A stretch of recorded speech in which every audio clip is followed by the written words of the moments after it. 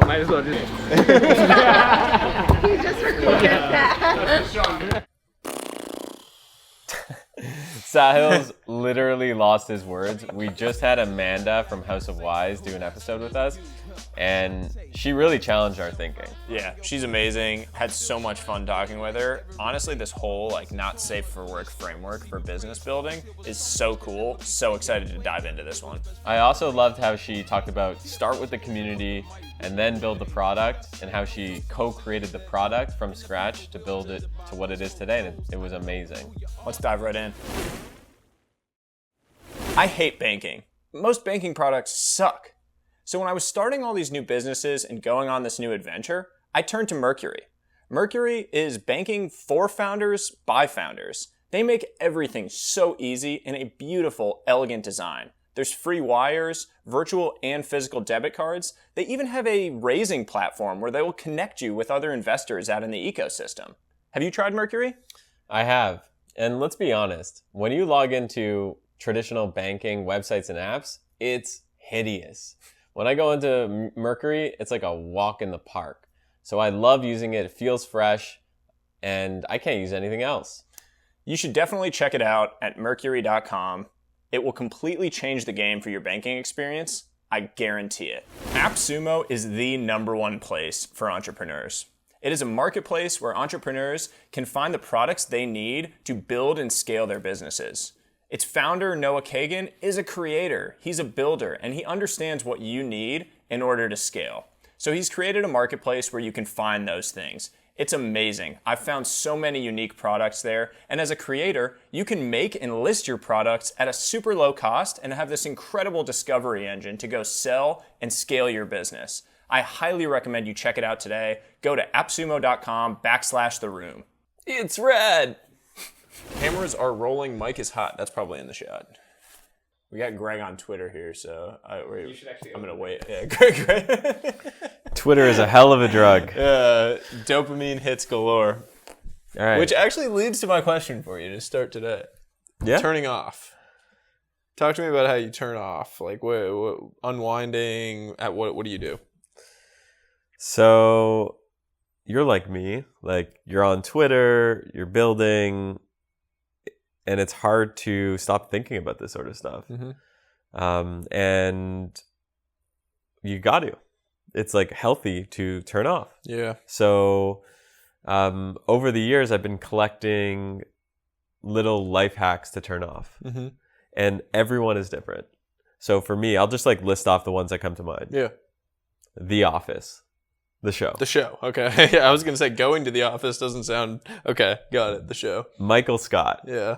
I mean, just when I put on The Office, it puts me in a meditative state. Okay. So is that like a before bed unwind thing? Like pop it on Netflix and watch? Yeah. So I think the lesson there is find your office. Yeah. It could be... Mine is Family Guy. It's true. Which is really bizarre because I don't think anyone really watches Family Guy anymore. I love Family Guy. I watch it almost every night before bed. So it could be Seinfeld, Friends. It could be Rick and Morty. You name it. Yeah. It's mindless. Yeah. So that's one thing.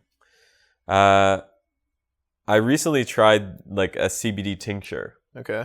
What is tincture? So it's it's basically a bottle where you have It's a dropper. Okay. Yeah. Okay.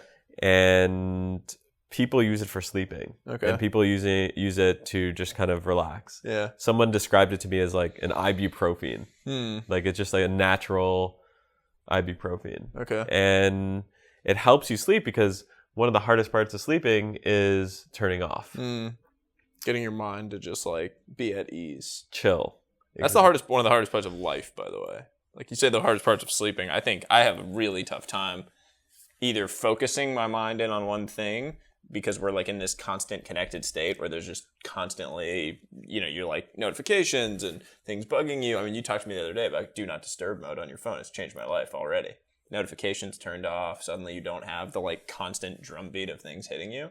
But I think CBD's an interesting one. I've never tried it. Yeah, I mean, I think, you don't have to get it with THC, which is the psychoactive ingredient in it. It's just pure CBD. Mm-hmm.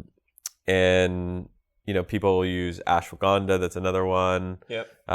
There's mushroom tinctures. There's a company called Rainbow, Rainbo, I think. Not the crypto wallet. Not the crypto wallet. That, also sort of helps with that sort of stuff. So I think it's like find your tincture is maybe another good little life hack. Yeah. Which is something that you take as a part of a ritual that helps you unwind. Yeah. And ideally that's not something that, is destructive, right? Like don't go on, like Twitter might not be that thing for you, right? Yeah.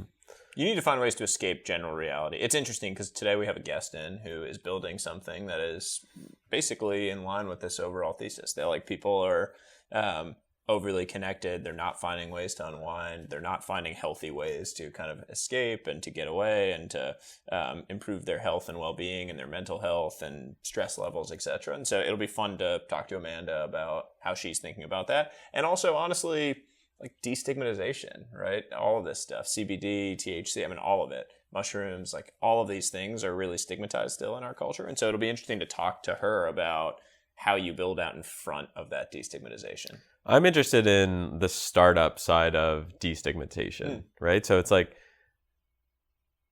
how do you, like, it's really the Wild West. Yeah. And like, how do you build a business around it? Yeah. And how do you navigate like the legal aspect of it? Yeah.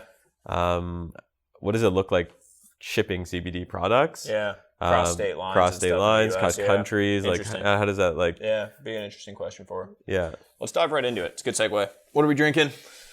We are drinking my favorite tequila. I tweeted this yesterday. I was like, I only drink Comos. You can just twist it, I think, and it'll pop right off. Boom. Friend Joe, thank you for the Comos. He sent us over some Comos, so I'm going to give you... We talk about unwinding, and we're talking about de-stressing. A nice tequila. A nice stiff pour of tequila. Drink in moderation. Drink in moderation. Always drink in moderation. Cheers. Cheers. Cheers to you, man. Cheers. All right. Oh, it's good. Okay, so I actually thought that was a good segue to some of the stuff I wanted to talk about today. I've got a couple ideas around this. I know you do too. So where are we going to start? Destigmatization as like a thesis or a backdrop to build businesses. It relates to a lot of different things we've talked about in the past of you need to have a view of what the future looks like, have it be different, and then right.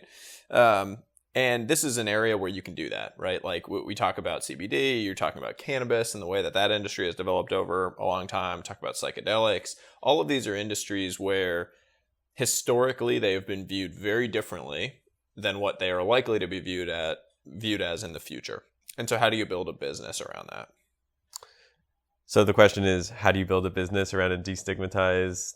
Yeah. Destigmatization as a mega trend, and then where are the opportunities from a business standpoint around that? So the hardest part about building a business in a stigmatized arena is people are not educated. So you have to get them to unlearn certain things.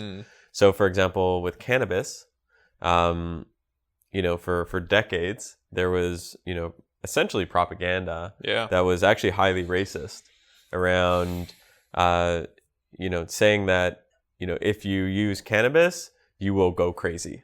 Basically. I think it started in like the 20s and 30s. And, here we are today in 2021 where... there are people in jail for selling small amounts of marijuana. It's absolute it makes absolutely no sense to me. It's crazy. Yeah. And I think, at the core of it, it comes down to racism and control. But there's been so many studies around, cannabis helping all sorts of people, anxiety, cancer, dealing with stuff, PTSD. So there's plenty of medicinal use cases of cannabis and also recreational. In moderation.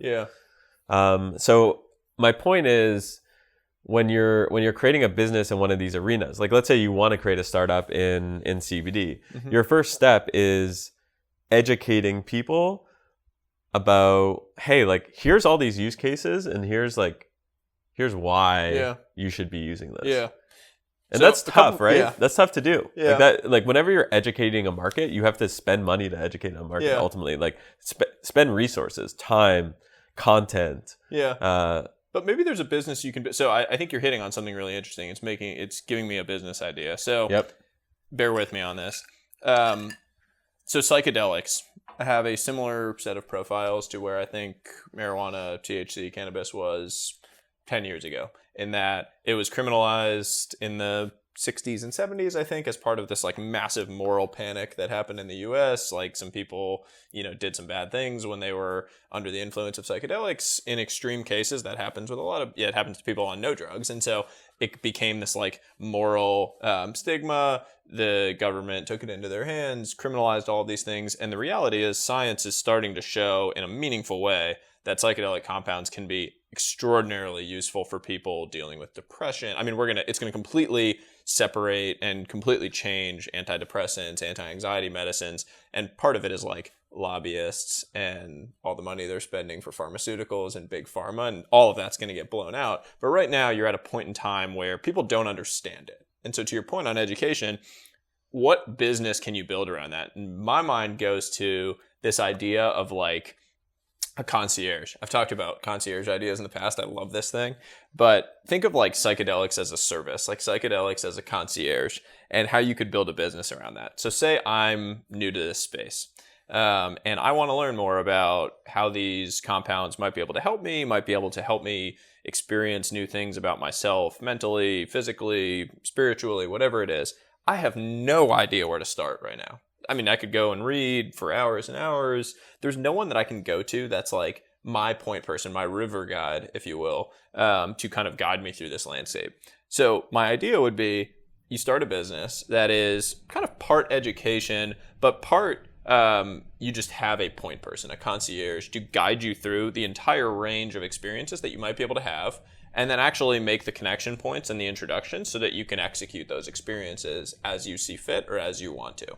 First of all, I love concierge businesses in general. I started in 2012. I started a company called 5by, which was, our tagline was your online video concierge. Okay. And you went there and it served you up the best internet videos based on who you are, that sort of thing. So I think like whenever you want to give, something on a silver platter, a concierge business makes sense. And like there's a ton of verticals that you can apply it to. Now when it comes to, let's say, psychedelics, I think it's perfect. So I think my question comes down to like, what is the business model? Is it like a monthly fee that you pay? Yeah. And how does it work? And also like, how do you make sure that the concierge is giving recommendations that, isn't like his buddy, Yeah. So here's how I would do it. It needs to be trust. Trust is really important trust is key. in concierge type businesses. Yeah, so here's how I would do it. I'd go premium. So the price point would be high. Call it $100 plus a month that you're paying to this concierge. I would go regional. So basically I would go pick an area that had a high density of high stress working professionals probably. Okay, tell me why you'd go premium. Why I would go premium? Versus just like... So I think that it goes to trust. Like when you're paying a premium price point and you're getting like something that feels really premium, the trust is kind of baked into the appearance and the feel of it. Like when you go to a website and it's a really nice premium website, you immediately have this feeling of trust. You don't worry about putting your credit card information in there. There's just like a degree of trust that comes with something looking really appealing. And I think premium pricing and a premium feel to the entire experience creates a level of trust. And so when you're dealing with something that's stigmatized, you're dealing with like a sin industry, quote unquote, I think it's really important. That's why. Yeah, okay, I buy that. I like starting high end and then making your way sort of, mid tier and low end. Yeah. So you're gonna start there, $100 a month, and then how does the product work? Like, is it via text? Do I get to speak to someone? So the way I would do it is like I said, regional, say you started in New York City, ton of working professionals, a lot of people that are highly stressed out. They subscribe to this service and it is your point person. It's like your river guide that can give you the entire range of experiences, both through the website or through like individualized, texting, calling platform, whatever, where they'll give you all of the different kind of options. What is out there? I honestly don't know. I would benefit from something like this. Is it ayahuasca? Is it mushrooms? Is it LSD? Is it acid? Like all of the different things that exist in this ecosystem, and all those words sound scary to a lot of people. And so having one person that you can ask questions about it, you can, discuss the risks, you can ask about what the range of experiences is, and then there's like an open platform for who they recommend, like the best experience with ayahuasca. Maybe it's someone in Joshua Tree and they know and they're like a preferred provider through this. But basically this becomes your conduit to get information, ask questions, be connected to safe and high quality providers of these things.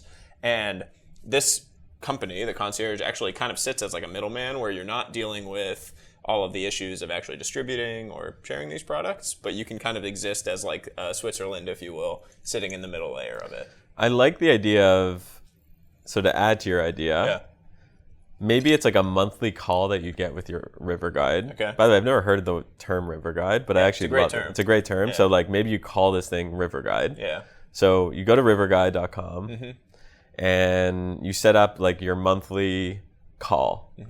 And it's not only about the transaction of like buying whatever you need to buy, but it's about like, hey, it's almost like a therapy session, right? So you're like having this like therapy session, 30 minutes, 45 minutes, an hour. Maybe it's $100 to $500 a month, maybe more, $1,000 a month. Yeah, you can charge more. And then if it makes sense, that's when it's like, oh, hey, like, I think this is a really important time for you to have like a spiritual quest. Yeah. And it might not be every month. It might be once a year. Yeah. But you have that and you're building that ritual. Yeah. And it's a highly word of mouth driven idea. We should call them, it should be River Guide. Yeah. Because I love guide. River Guide. I love River Guide. Yeah, it's a guide, and it has the resonance too for people with like a psychedelic experience. You have a guide, but I like the idea because it has. You're taking like the therapy aspect, which I like that you just added that, because then you're kind of figuring out and you're creating a pattern of like, what does this person need? What is the experience? Like, are they highly stressed out? Do they need to have, and are they anxious? Do they have issues with depression? Like, and you can curate the overall experience that they're getting with the different psychedelic components with that. That's how you, and the website, when you get to the website, it should feel like you're signing up with like Pandora, right? Yeah. Or something like that. Yeah. Where it learns about you. So like, for example, with 5By, our mobile app that we started in 2012, the first thing it said was like, in our onboarding, it was like, are you the type of person that likes to go to Coachella or like ski in the Alps or like go hang out in, on the beach? Yeah. And we would like ask a series of these questions. And from that, we would infer a lot of data to get them to a place where they were getting great, a great content experience. Yeah, So I like that. Like when you come into it, you're like onboarding that you could create is asking these different questions that then kind of put you into a path that your person can flesh out and provide insights around. The thing I like too is just these businesses where when you're playing in destigmatization, and we should talk to Amanda about it when we have her in, the product path is really tough. And so I'm interested to get her perspectives, because dealing with the product path, you have to deal with shipping, you have to deal with things across state lines, federal regulation versus state regulation. With this, like I said, you're kind of Switzerland. You can exist in this middle layer where people haven't really wanted to touch it because it is stigmatized as an industry, but you don't have to deal with all those shitty challenges that you have to deal with when you're on the product side. So you can kind of take the pure profit of this monthly recurring revenue and not have to deal with it. It's sort of like, I got pitched recently on like a sin Stripe business. Like Stripe doesn't want to touch porn, and they don't want to touch, all of these other industries, drugs, all of these other things. And so there's an industry that's forming to basically build Stripe, but it's payment rails that don't care about what you're doing and just let it happen. It's sort of like what Silk Road did way back in the day, and obviously Ross is in jail, but like that whole idea of build something around an area where people don't want to touch it because of the stigma. Yeah, I mean, I think PaySafe is the PayPal of sin. Yeah. They're a $3 to $4 billion business. Sin in quotes, because I don't think many of these things are really sin. Well, I think like how society views it. Yes. And there's tons biblical sin. Biblical sin. And I think there's tons of opportunities to build there. Yeah. If you want to build there, I just think that going back to what I was saying earlier, I think it's the challenges with those types of businesses are often education. Yeah. But there's tons of opportunity there. Yeah. And there's actually VC firms that are popping up to support those industries. Like Yes. 10 years ago, 5 years ago, like good luck, right? I couldn't hear what you said. 5 years ago, 10 years ago. Say it again, because my Apple Watch is being very rude. 5 years ago, 10 years ago, good luck finding a VC to back your CBD business. Yeah.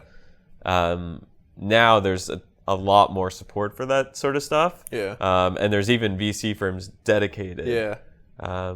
to these industries. Yeah. Well, that's interesting. I mean, it's like consensus, forming over time, right? Like VCs get a hard time for just like following the crowd and doing the same thing as everyone else. But it's cool when you have these VCs that are starting to think differently about these industries and deploying capital into them. Because ultimately, I mean, I'm a capitalist and I'm a free market guy. I think that when you start having capital flow into these ideas, capital plus people, talent, like people that are watching this and starting to think about psychedelics or destigmatization, you're going and building in that space. That's how change happens, because there will be a lot of smart people building in it, building new things, new ideas. You start having regulation, kind of as a lag and following that. I do think in 10 years, it's hard to imagine the level of criminalization around psychedelics as exists today. And so if you were out in front of it and building, you should reap outsized rewards for doing that. Yeah, so I would say, like, for those listening, watching, I think, like, start with the science, like, believe in what you're doing. Yes.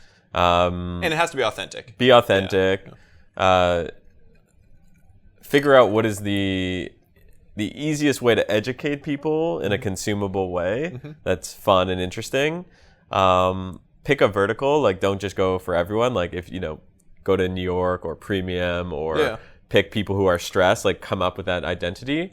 The atomic unit of this, by the way, is exactly what you said, which is education and the component of, like, you could build something that all it is that opening portal you mentioned that you guys did with 5by, where you just log in, you click, different things you're experiencing. It's like gamified. It's a fun little game.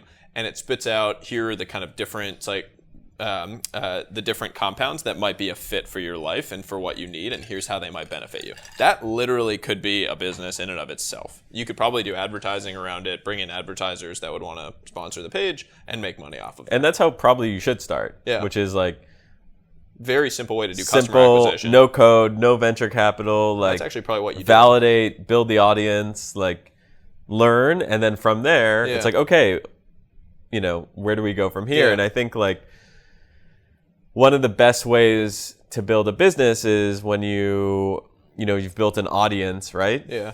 You've built a big audience around a particular vertical. So, like, you built a big audience around people who want to sleep better using CBD. Yeah. And that's what I want to talk to Amanda about, actually. Yeah. Like, she built an audience on Twitter. Yep. And learned a lot on Twitter, and then from there kind of, like, built a business around it. Yeah. So I think, like, curious Yeah. your perspective there. Yeah. Yeah. I mean, I agree with the idea of building audience and going and using that and the distribution around it. I think we should talk to her. We should bring her in. I want to talk to her about this idea because I'm curious for her thoughts. I know she's going to have a lot of interesting perspectives on it. And I have, like, it's forming in my mind now from hammering it around with you, the exact way that I would go and do this. And I think you can just, like, hammer away with audience and with targeting distribution, like buying ads in a specific locale to bring people into that, like, opening funnel and just use that to launch a business very quickly in the space. But I want to talk about it with her. Yeah, and I also have a question about, like, ads, right? Like, Sure. can you buy Facebook ads for this sort of I don't stuff? know. It's a good question, actually. Let's Okay, bring her in. Let's bring her in and we'll talk about this. This is a good one. How did you do homeschool 3 kids, 8, 6, and 4 years old? I guess they were 7, 5, and 3. And you started your business last year. Yeah. Are we even recording right now? Oh, okay. Yeah, I'm like, I actually want to know this. We can throw it in later. But, like, how did you actually manage that? That's insane. So I left New York City, Yeah. moved to Charlotte, North Carolina, Okay. just because I wanted space and, like, outdoors. And Yeah. I found 2 24-year-old girls Okay. to basically live with me for a year. Amazing. And it was a small village because, like, they were in the house all the time. I would have 4 moms from the neighborhood in my garage packing up House of Wise, shipping it out. Like, we had a little compound. But, like, childcare, if you think back to, like, what it was hundreds of years ago, it was, like, tribal. And now we're, like, left to do it on our own or, like, hopefully with a partner.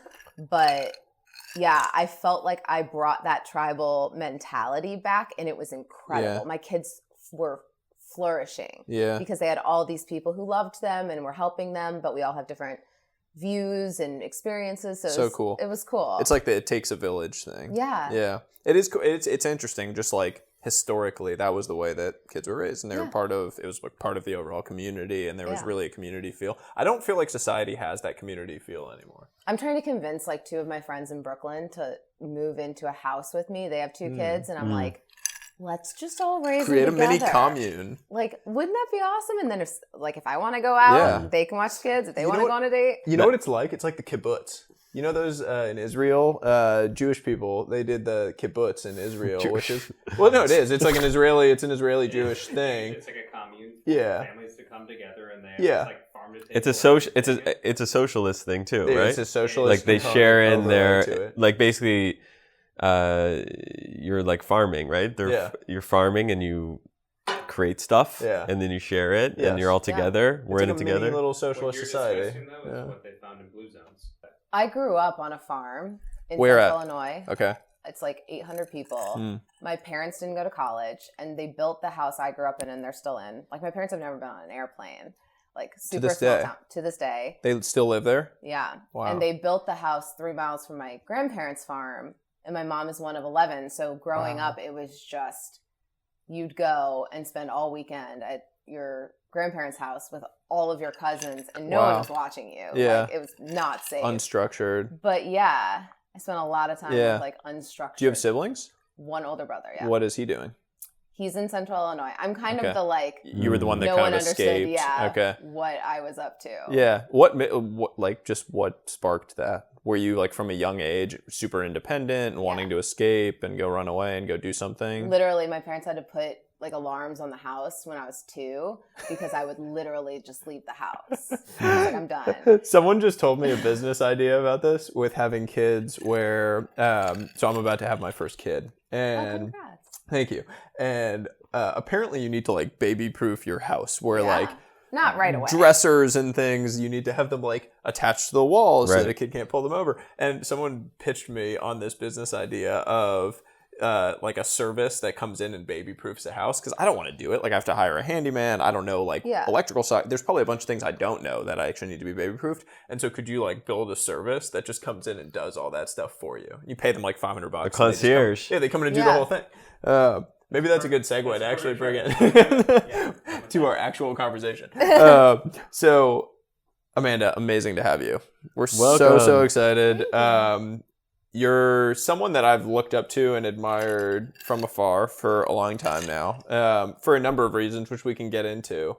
But a big piece of it is you are building something that a lot of people would be scared to build. And you are someone that is building a product company as part of this wave of destigmatization around an industry. What we were just talking about before you came in was this whole idea we have around building a company to educate and like river guide people through psychedelic experiences. Yep. And so this whole idea that like you can create a concierge and charge a premium price point to have a business that explains to people, educates them on this entire new world that most people are scared of and don't understand. Do you have any thoughts on just like that as a business? I mean, there are companies in the ketamine space that are doing this, where you can do like a ketamine experience at home.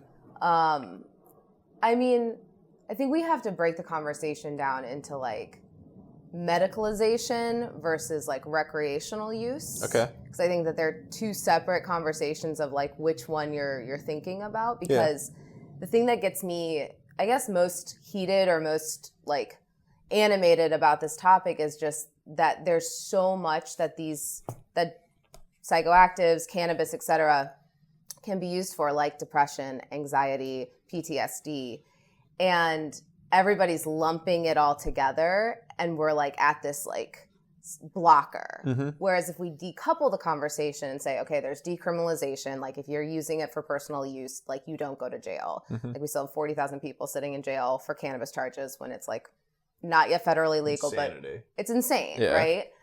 And it's mostly young African Americans and Hispanic Exactly. people, by the way. So the Exactly. racism overlay to this is very real. Sure. So, I mean, the criminalization of cannabis is so rooted in, like, it's named marijuana because it was tied to Mexican race. So there's so much. I didn't know that. That's interesting. There's so much rooted in racism there. And like the war on drugs is like truly a war on people, right? But yeah, I think that there needs to be, if we don't decouple these things, people are dying from mental health like every single day. We saw today's Veterans Day, like reading about veterans and how they can't get used to like medical use with cannabis. So there has to be more focused on this because it will help people. So let me pitch you on this idea. Okay. So I'm a working professional in New York. Imagine me like. I mean, you kind of are. Yeah. I'm not a banker. I don't have banker energy. But imagine I'm a banker in New York City, and I'm stressed out all the time. I work a ton. Maybe I have some depression issues, some anxiety, probably just because I'm getting 8,000 emails a day. And I want to learn more about this because I've heard or listened to podcasts that talked about it. Huberman, like some of these amazing podcasts, Michael Pollan's book, Change Your Mind, How to Change Your Mind.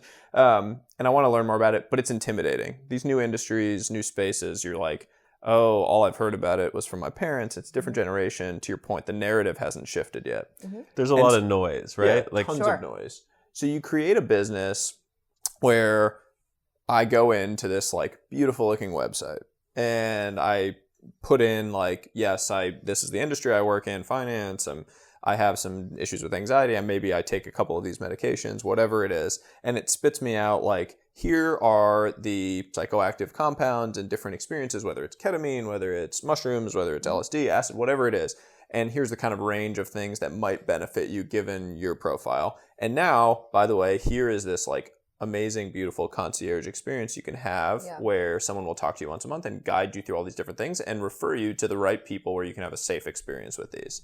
So you kind of exist as like a Switzerland. Like you're not selling the product, but you're kind of sitting in the middle and you're educating plus connecting people to have these experiences and like creating the on-ramps to this new world. Love everything. Two things you're not solving for that are really big issues is acquiring and quality control. Okay. Both of those are unsafe right now. Like I've had bad experiences where you don't know where it's coming from and you have a really bad trip, right? Okay.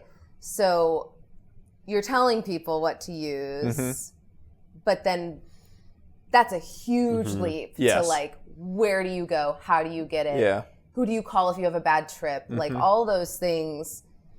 I feel like it'd be very dangerous to start that company without the like pathway to acquisition. Yeah, so that's a great call out. So I think that's a great point, and it's a dangerous point if it goes wrong. So I think you would have to have like preferred providers, people that you know, like sort of like on Yelp or on any of these sites where you have the like people 5-star dealer. Yeah, exactly. Like, you know, exactly. But because you wouldn't be the one actually with the product, you kind of de-risk yourself a little bit from a business starting standpoint. But I think you have to have that. I totally agree with you. I think you should also have like a helpline. Like if you're having a bad trip. Yeah, that's a great point. If you're having a bad trip, like you need someone that you can call that could talk you out of it. I think that's like, I mean, I'm curious your perspective on that. Like how important is talking someone off a cliff when they're having an experience? And have you seen any services out there that help people? I mean, the ketamine one, you're like Mind Bloom is the one that comes to mind. Like they're being funded. Like our in-house sex expert just did a at-home ketamine treatment. She like did a whole TikTok series on it. That's a big company now, Mind Bloom. It's like getting a ton of traction. I don't know if you've seen that. It's a very cool company. Yeah, I haven't done. Neither have I. Like, haven't experienced it, but interested to see what it like would do and unlock. Yeah. But it's more of an antisocial experience from what I've heard in the like sufficient doses, and so it's a little different from how a lot of people think about these things where you're going out and experiencing things. It's more like internal. But to answer your question, dosing, like you're talking about like you've already taken too much, right? And so like bad product. Yeah. So again, it's like everything that has to happen before the person ever takes something, which is what is the proper dosing? Because like I'm in the cannabis industry and I still like quality control is a thing. I like if you take an edible from one dispensary versus another, and that's the other issue. Like most of what the FDA is doing tests on is from like Mississippi, and it's like really diluted. They dry it out so the terpenes aren't in it. Like it's not like they're not even doing research on like the stuff that is actually in dispensaries. So it's not one-to-one. And so dosing is a huge issue.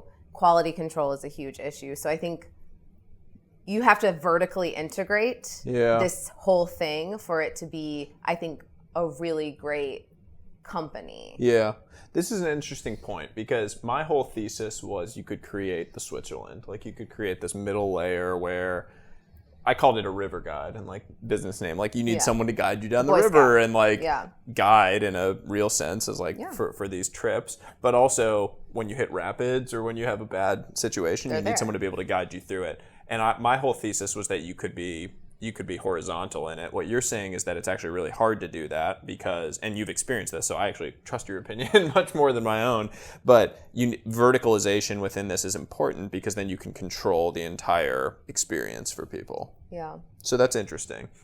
I'm curious for your perspective, like you're doing the product side of this. You're building something that honestly is still stigmatized. People don't like to talk about sex, like even now, which is, it's crazy, but when I go to your page, House of Wise, what I see on the front page is sex gummies. So like talk a little bit about building product that still like triggers people a little bit. There's something that people feel when they see those words.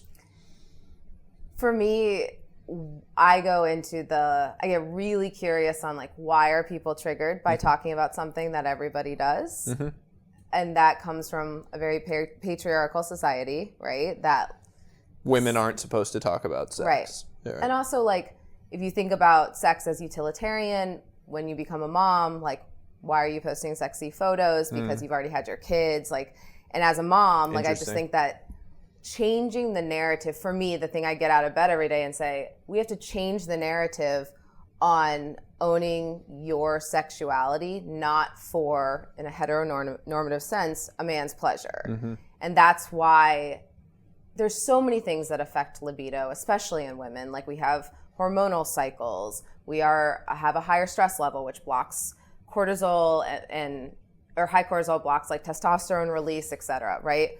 So there's so many things that affect your libido, but yet sexual health has not been a VC category until about like 2 years ago. Seriously. But yet erectile dysfunction medicine, huge industry, but we're not supposed to get help because we're women. And it's because the VCs are generally white males that 100%. Didn't want to talk about it. Right. I go in there talking about sex gummies and they're like, yeah, we're done here. Or they just like feel you get pushed back in your chair and you see a bunch of guys like, oh, I don't want to talk about this. But it's our number one selling product because women need help in that department, and that shouldn't be stigmatized. Right. Like we're all having sex, partner or not. Like let's have an actual conversation so we can figure out. Because if we're not even having the conversation, we can't figure out what the problems are. So then we can't solve or create products to solve those problems. And so I'm just fortunate that I have a ton of women in my community, in like our Slack channel, that we have like real-time like user research on what the actual issues are so we can talk to it. Like create content that actually speaks to this in a way that's like not this like polarizing thing where we're super, super taboo and talk like trying to make you blush. It's like, no, sex is healthy. It releases oxytocin. It helps with serotonin. Like these are good things for you. So let's talk about as sexual health. Yeah. It's you hit on a few things there that I think are amazing. So one, the community aspect, which we've talked about this before, but Amanda, what you did with building an audience around all of this and building the community around all of it is amazing because you're a perfect example of someone who built this audience around the product you were going to be releasing into the market. Like you had built this big audience and you were building this audience prior to launching any of your products. And so suddenly you were already talking about these things. You were part of the destigmatization of all of these things. And then you were releasing a product into it. And so it's this amazing case study of this new world we live in where you can do that. You can build audience before product and then go and launch into that where you already had people that wanted that from you. Is that what happened? You built an audience and then you're like, I want to see this product. Like, can you walk through a bit of like the timeline of? I wish I could say I was like this genius that the thought grand through strategy. all of that. So when I got my divorce, I was like at the height of my career, lead marketing for a big company, and had 3 kids under the age of 4. So that's when I started using cannabis. I had never touched cannabis in my life. I was an athlete my whole life, so never touched it. Realized it was helping me. Realized all my friends were drinking so much alcohol and they didn't understand what alcohol was doing to them. And as you guys can but no, like it affects your REM cycles. Like it does lead, that affects your libido. Like it's this kind of snowball effect, right? And so COVID hit. I saw my friends literally drinking more than I've ever seen. And they are, struggling with depression and anxiety. So I was like, fuck, I need to go create this. It was in my head already that I wanted to create a brand that destigmatized cannabis for people like me, executives, moms, etc. Were you still at your job at that time when you had the idea? Okay. Yeah. Came up with the name on a work trip to India. It was a very like eat, pray, love moment. But India has that effect on people. I've spent time there, and it's like this when you see that many different type of people and the culture and the struggle that a lot of people have, just like how much that grounds you as a human being. Yeah. Sorry, I interrupted you, but I agree. It creates clarity in so many ways and grounding. But yes, I still had my job. I raised a pre-seed round while I had my full-time job. Wow. Told the investors I couldn't leave because I was in the middle of a pandemic with 3 kids on my, taking care of them. So raised the pre-seed. And where were you with Twitter followers at this point? Like, were you at 25,000? I just got on Twitter now 2 years ago. Yeah, you were like the same time as me. I remember this. Yeah, I remember this. Yeah, and so I'm an open book. Like if we're at dinner, like I'm gonna talk to you not only about business, but like my dating life or whatever, right? And so I just started tweeting like I talk, and then I would do tweet threads about marketing or, this is my second startup. So I would tweet about startups or whatever. And all of a sudden it was just things started to take off. And the things that were taking off were just me talking about authentic. Yeah. Realness, the struggles of being a parent during the pandemic, dating life, whatever. So we launched December 1st. My followers are probably around 30K, something like that. And then I got to meet Jack Dorsey. That was a cool Twitter moment because they literally reached out and they were like, we don't know how you're doing what you're doing. That's cool. How do we how can we make Twitter better for women? Wow. So that more women voices, there's more space for women. That is a huge issue they have actually. Yeah. Yeah. It's male dominated. Yeah. Very much so. Yeah, it's a boys club for sure. Yeah. It comes with network effects though. Because you saw it with Clubhouse even, in the beginning. It's you guys all know each other. Yeah. And so that was where we first met, was in a Clubhouse room. That's we were both on this panel in a Clubhouse room. I remember that. That's right. Yeah. Yeah, so then launched December 1st, started talking about what I was building. But to grow my Wise Women is what we call them, House of Wise. We have Wise Women. So we have 700 women who are micro affiliates. They talk about the products to their friends. They use these things to sell it on their phones, etc. Right? I tweeted out does anybody want to talk about how to have better sleep, sex, etc.? I'm building something for women. My DMs were nuts. Insane. And so I hired a person, a task rabbit, to literally go through, put all those names in a spreadsheet. That's so cool. And then I invited all of those women. At the time, it was between 400 and 500 women into a Slack channel. And so I treated them like they were part of the company. They were investors. I gave them updates on the products. I would send out a few early samples to have them, show them packaging, etc. And then by the time we launched on December 1st, we had over 500 women that had digital assets that were just talking about it. So it felt like it was everywhere. Yeah. So House of Wise is a community-based product, right? It's like community through and through. Yeah. It started with a community, and the community is really what's driving a lot of the success. Yeah, 100%. So cool. This is like, it's giving me a new framework. So, which Greg makes fun of me. I'm like the frameworks guy on this show.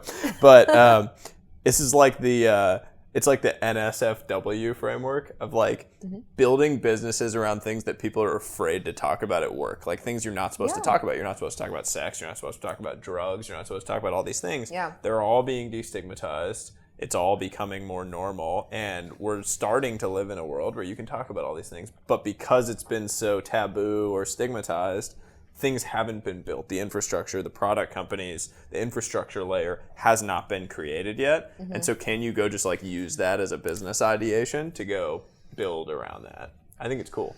That's a good framework. I like it. I mean, think it's cool. That's a really good one. Yeah. I think, like, to me, this is a classic example of authentic, like, you're not the only person that's feeling this way, right? So you like identified this feeling that people have. You brought people together, you created an intimate space, and you co-created a product. Yeah. You didn't create a product. Yeah. You co-created a product. Yeah, I think everyone that has been there from day one, they feel like their fingerprint is on it somewhere, which is really cool. But that's why, like, the word even founder, like, I'm just thinking out loud here, but, like, it's almost like an outdated term. Like, because, like, I feel like the products of the future, you know, it isn't one person, isn't, you know, these like multiple founders. It's like, it's your micro affiliates, right? It's your co-creators. Yeah. You're a co-creator. You're like the captain of the basketball team. Totally. Yeah. You also have exceptional founder market fit. Like to use I hate using VC terms generally, but like founder market fit. Like you were the right person. Yeah, seriously. Yeah, exactly. You got to drink every time you use a VC term. I think it counteracts the A16Z comment, actually. So now I'm good. I'm like at baseline. But I think like you were the right person to start this too, because it was so authentic and it was something you really deeply cared about and something you had benefited from and experienced in real time. And so to go build a community, it's really hard to build community if you're not authentic and credible around what you're trying to build around. And so you were the right person to build this community because you were experiencing these things. You were a mom, you were trying to manage your kids and teach them in a COVID world, which was nuts. And like you're trying to manage that with the stress of being a full-time, you know, working person and then starting a business. And it's just like, it all builds up to, there's this amazing, credible authenticity that you were kind of going with. I think it's amazing. Yeah, well, the thing that I saw is that there's a lot of VC-backed businesses around talking to women about their careers. Then there's VC-backed businesses that are like, let's talk to you about motherhood. There aren't that many spaces about your sexuality, right? But like, time is our most finite resource. And if I have to go to 3 different groups of people to talk about my one self, that is so fucking exhausting. That's so true. So I'm like, we are multi-hyphenates. Like that's like the term that we like to say, like, I am a mom, but that is not my identity. Like that is a job and function that I have. I'm also a sexual human. Like that is a part of my life. I'm a marketer, whatever your roles are. I don't want to talk to 8,000 groups. So I wanted to create this community that was a space that acknowledged that first and foremost as a principle. Like you are a full human. Yeah. I love it. I think it's amazing. And it's a good place to end too, I think, because that final point of embracing everything that you are and the like full circle of who you are as a human is a really, really cool takeaway for me. So thank you so much for the time. You're the best. This was awesome. Yeah. This was seriously awesome. And where can people find you? I do want to give a product plug here because first off, I'm super excited to take this pre-workout. Yeah, people think CBD is just a downer, but like when it's paired with really good active ingredients, it works. I'm really excited for it. House of Wise, not just for women. Right? You can be a wise man. Pre-workout. There you Looking go. forward to it. Thank you so much. And tell us the website. houseofwise.co. Amazing. Thank you so much for coming in. You're the best. You're the best. Sahil, what was your biggest takeaway from our conversation with Amanda? So I think for me, First off, I think this business idea is really interesting. The whole idea of like creating river guide for these new experiences where you need to educate, you can create a concierge experience. I think there's actually a business to be built here. So as a community takeaway, I would love to get in there and jam on this further and riff with people that might be interested in building it. Yeah, and my biggest takeaway is that I feel like for years people have been saying that, cannabis is they call it the green rush, right? And there's all these like stigmatized spaces and there's all these people coming in and you're not too late. I guess my biggest takeaway is you're not too late. There's still tons of opportunity, tons of narratives to own, tons of community-driven products that you could create. So the future is bright. Yeah, I think the community-driven piece is key. I mean, Amanda's a great example of that. What she built, building that community, stoking that, and just creating a safe space for people to talk about these things that they were never supposed to talk about, and then launching a product alongside it. It's brilliant. So I learned a ton from it. I thought it was amazing, and really excited to further the conversation, get in the community with you guys, and continue to jam on all of this. So if you've got any ideas around stigmatized businesses, throw it in the Discord, and let's chat. AppSumo is the #1 place for entrepreneurs. It is a marketplace where entrepreneurs can find the products they need to build and scale their businesses. Its founder, Noah Kagan, is a creator. He's a builder, and he understands what you need in order to scale. So he's created a marketplace where you can find those things. It's amazing. I've found so many unique products there, and as a creator, you can make and list your products at a super low cost and have this incredible discovery engine to go sell and scale your business. I highly recommend you check it out today. Go to appsumo.com/theroom. It's red. I hate banking. Most banking products suck. So when I was starting all these new businesses and going on this new adventure, I turned to Mercury. Mercury is banking for founders by founders. They make everything so easy in a beautiful, elegant design. There's free wires, virtual and physical debit cards. They even have a raising platform where they will connect you with other investors out in the ecosystem. Have you tried Mercury? I have. And let's be honest, when you log into traditional banking websites and apps, it's hideous. When I go into Mercury, it's like a walk in the park. So I love using it. It feels fresh, and I can't use anything else. You should definitely check it out at mercury.com. It will completely change the game for your banking experience. I guarantee it. Join our free community at trwih.com.